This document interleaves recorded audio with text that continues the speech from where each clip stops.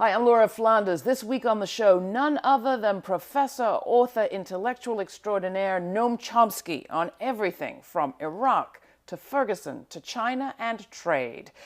And a sneak peek at a documentary on a workers' struggle that won. It's all coming up right here. Welcome to the show.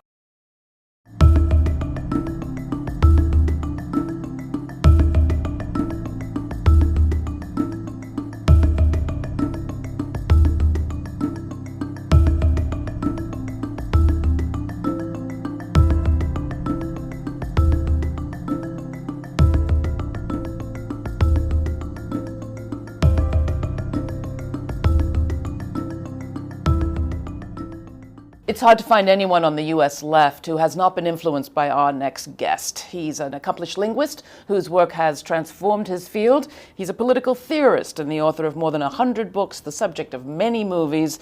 And he's not just a committed public intellectual, he's an activist. He shows up on campuses where the action is and draws a crowd.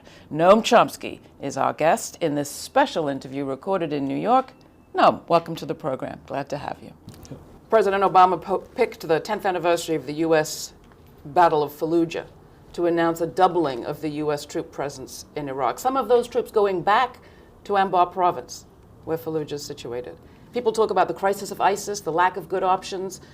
Is this how you see it? It's interesting to look at it carefully. Fallujah, first of all, was one of the worst atrocities of the 21st century. The Iraq War itself was the worst crime of the 21st century, easily. Fallujah was probably the worst war crime carried out during that war. The Marines, 7,000 Marines attacked Fallujah, probably killed everyone who was there. They called them insurgents, but whatever that means. The first day of the invasion of Fallujah, you take a look at the New York Times, had a front page photograph of Marines breaking into the General Hospital, which is a war crime, throwing all the patients on the floor and shackling them, throwing the doctors on the floor. It was hailed as a triumph. Yeah. When the high command was asked why they broke into the hospital, they had an explanation. They said it was a propaganda center for the insurgents. It was releasing casualty figures, and therefore it's legitimate to carry out a major war crime. Apparently pretty exotic weapons were used there, and there's evidence which international agencies don't want to look at of high levels of cancer, other effects of maybe depleted uranium, maybe something else. It's a major atrocity. But it's hailed here as a victory. The only way it is referred to now is as a tragedy, because the Marines fought so hard to liberate Fallujah, and now ISIS is in control of it. I mean, you don't know what to say. So what would you do if you were president? If ISIS? First of all, ISIS is a monstrosity.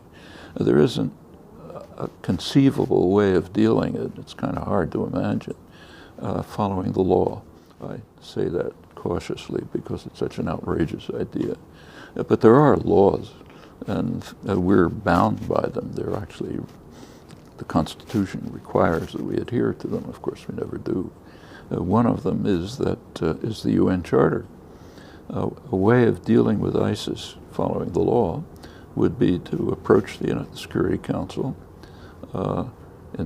request that they declare a threat to peace, which of course they would do, and organize a way to respond to it, and then follow the will of the international community. Out of that, there might come a reasonable response. The unilateral U.S. response, namely hit everything with a sledgehammer, makes absolutely no sense. The correspondent who's followed this most closely and has been right all along, Patrick Coburn, simply describes it as an Alice in Wonderland strategy. The major ground forces that are fighting ISIS are apparently the PKK and its allies in Syria, the similar group. They're barred because we call them a terrorist group. So they're under attack. Our ally Turkey attacks them and we bar them support. But they're apparently the ones who saved the Yazidi and blocked the ISIS attack on Iraqi Kurdistan, so they're out. The major regional force state that could confront ISIS is Iran. In fact, they could probably wipe them out. And they're influential in Iraq. In fact, they were the victors of the Iraq War. They're out for ideological reasons. A more complex case, actually, which Patrick Coburn's talked about, is what to do with Assad. And that has all kind of complexities, but anyway, they're out. He's talked about it on this program. And the sledgehammer has its usual effects. The bombings, U.S. bombings, are in the usual and predictable way eliciting anger from the civilians who are under attack. They don't like ISIS, they hate it, but they don't want to be attacked by American bombs.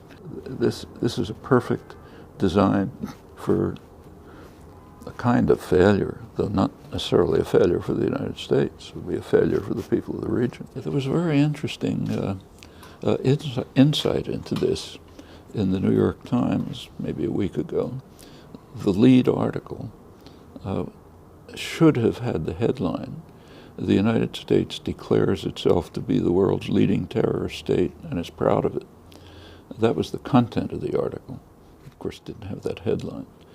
But it was very revealing, also the lack of response to it.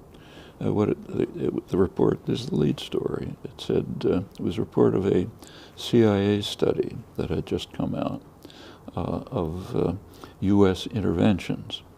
And the study was concerned with when they worked and when they didn't work and why. And they quoted Obama as saying that he'd commissioned some such studies. He was kind of disappointed that they didn't work so much. Then you take a look at the examples. First paragraph of the story, 3 examples. Cuba, Angola, Nicaragua. Each won a major terrorist war carried out by the United States. Not even ambiguous. So here we take 3 major terrorist wars, horrible consequences. We investigate, did they work or didn't they work? We're disappointed that they didn't work. And the president says, well, we have to find better ways. I mean, again, the headline should be, yes, we declare ourselves to be the world's leading terrorist state. We're proud of it. It goes to a much bigger question. You talk often, as you just did, about the conventional wisdom being reality on its head. That goes back to the founding story of the United States. Sure does. Can you talk about the principles on which this country is supposedly founded versus the ones you think they might actually be founded on? I've been reading Edward Baptist's extraordinary book. Well, take Baptist's book and compare it with the New York Times this morning.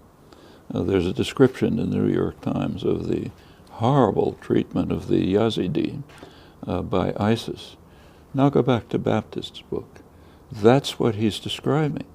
He's describing the treatment of the slaves for half of American history, and in fact it continues, and it's almost identical. That's the way they were treated. That's part of our, and as he points out, it's not just kind of bad people in Georgia. Boston financiers were involved in it. They were, they didn't say they're in favor of slavery, but they were happy to become wealthy by exporting commodities that were produced by the leading resource of the 19th century, which was cotton. Cotton was kind of like oil. So the oil, the cotton gets exported, they make a ton of money in the banks, they have enough money to import, the country grows and becomes rich, and in fact, as Baptist says, the economy was built on the backs of African slaves. So is capitalism, as you call it, wrecked, real existing capitalist democracy in the United States, redeemable, reformable? Well, this is a good illustration of how remote our system is from capitalism. It's hard to think of any greater violation of capitalist and market principles than slavery. But the country was based on 2 basic commitments. One, slavery, which was, as Baptist points out, pretty much the source of the growing economy, including the industrial economy. The other is extermination of the indigenous population by state power. Now, what's that got to do with capitalism? And in fact, it goes right to the present. So if you have an iPhone and you take a look at the components in it, practically all of them were developed through the state sector. Government funding, research and development, often for decades. Public sector, we paid for it. Yeah, we pay for it. And notice there is a principle of capitalism. If you say we imagine we're in a capitalist society, and you invest money in something, and it's a risky investment, and you keep investing in it for decades, and